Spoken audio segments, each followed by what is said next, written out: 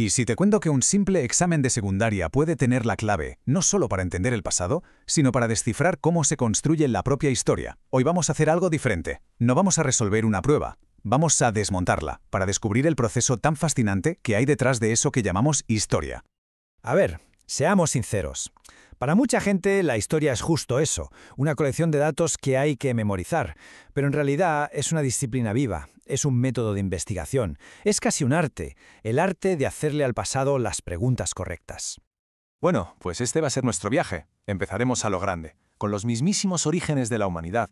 Luego nos equiparemos con las herramientas del historiador, las pondremos a prueba en la Mesoamérica antigua, intentaremos escuchar esas voces que a menudo se silencian y al final conectaremos todo esto con nuestro presente. Muy bien, pues vamos al lío.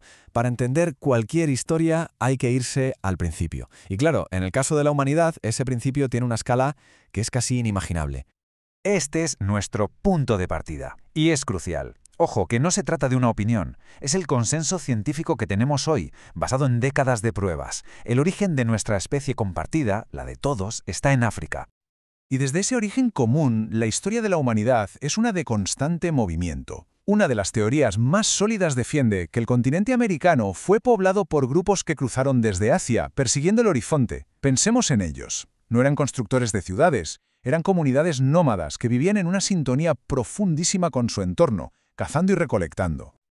Ahora bien, la pregunta del millón es, ¿cómo sabemos todo esto? No es magia, desde luego, es el resultado de un método muy riguroso. Así que vamos a pasar de los qués de la historia a los cómo.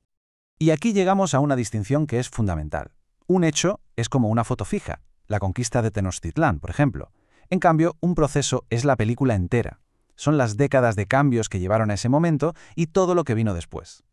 La verdadera historia lo que busca es entender la película, no solo coleccionar fotos. Y para poder reconstruir esa película, los historiadores necesitan pistas, a las que llamamos fuentes. Pueden ser documentos, artefactos, restos arqueológicos. Su propósito no es juzgar a la gente del pasado con nuestros valores de hoy. Al contrario, es intentar sumergirnos en su mundo, entender su contexto y reconstruir lo que pasó basándonos únicamente en las pruebas. Y esto es lo crucial. El análisis histórico no busca imponer una única verdad. Lo que busca es analizar las pruebas, entender el contexto de la época y fomentar un diálogo respetuoso. Es en el fondo como una conversación continua con el pasado. Venga, pues pasemos a ver cómo funciona todo esto en la práctica. Vamos a aplicar nuestro kit de herramientas a una de las civilizaciones más fascinantes del mundo, las de la antigua Mesoamérica. Las fuentes nos muestran una sociedad muy estructurada. En la cima, los gobernantes, con todo el poder político y militar. A su lado, los sacerdotes, que eran el puente entre el mundo terrenal y el divino. Y en la base, sosteniéndolo absolutamente todo, la gran mayoría, los campesinos. Vamos, que queda claro que no era una sociedad de iguales. La economía giraba en gran parte en torno al tributo. Y este esquema lo ilustra a la perfección. No era un intercambio voluntario, para nada, sino una obligación impuesta por la conquista. Un pueblo dominante exigía bienes a los pueblos que sometía, y así concentraba toda la riqueza en los centros de poder. Pero la economía era más que solo tributo. El comercio era supervibrante y no solo movía productos. Con las vasijas de cerámica y las plumas de quetzal viajaban también las ideas, la tecnología, las costumbres. En cierto modo se podría decir que el comercio era el Internet de la época. El problema es que la historia tradicional a menudo se ha centrado en los gobernantes y en los grandes imperios. ¿Y qué pasa con los demás? La historia moderna busca activamente esas voces que fueron silenciadas o simplemente ignoradas. Esta frase es potentísima. Estudiar la historia de los pueblos indígenas y afromexicanos no es un simple ejercicio académico, implica una dimensión ética, la de reconocer las injusticias y reflexionar sobre los agravios históricos que han padecido. Es, en cierto modo, un acto de justicia. Y es fundamental entender que no fueron víctimas pasivas, para nada. La resistencia ha sido un proceso continuo a lo largo de los siglos. Desde la propia conquista, pasando por las rebeliones del siglo XIX y hasta el XX, la lucha contra el despojo y la opresión nunca cesó. La sociedad también se organizaba por edad. Los niños aprendían los oficios de la familia. Los adolescentes, según su estatus, iban a centros educativos, el Calmecac para la élite y el Telpochcalli para la gente común. El objetivo no era tanto el desarrollo personal, sino formarlos como servidores del Estado. Y finalmente, los adultos eran el pilar productivo de la comunidad. Y aquí llegamos a una de las revisiones históricas más importantes. Al volver a las fuentes, pero con preguntas nuevas, descubrimos algo que siempre estuvo ahí, pero que a menudo se había ignorado: el papel central de las mujeres.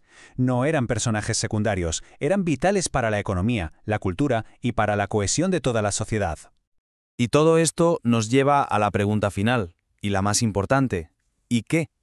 ¿Por qué dedicar tiempo a entender todo esto hoy en día? Porque los ecos del pasado resuenan con muchísima fuerza hoy. El racismo y la xenofobia no surgen de la nada. Son formas de discriminación con unas raíces históricas muy profundas, que nacen directamente de procesos de conquista y dominación como los que hemos estado viendo. Y esto se conecta directamente con el presente. La migración de pueblos indígenas hoy en día no es un capricho. A menudo es la consecuencia directa de un proceso larguísimo de despojo de tierras y recursos que les obliga a buscar una vida digna en otros lugares. Entonces, ¿cuál es el objetivo de estudiar las luchas sociales del pasado? Pues es principalmente, 1, entender las causas profundas de la desigualdad y esa larguísima búsqueda de justicia que define gran parte de nuestra historia. Al final, la idea más importante es esta. La historia no es un archivo muerto que coge polvo, es una herramienta viva para analizar el poder, para entender cómo se organizan las sociedades y cómo esas decisiones del pasado afectan a la vida de personas reales hoy. Y con esto terminamos. La historia no es algo que simplemente pasó, se está escribiendo ahora mismo. Así que la pregunta que queda en el aire es: ¿qué estamos dejando atrás? ¿Qué contarán de nosotros las pistas de nuestro presente?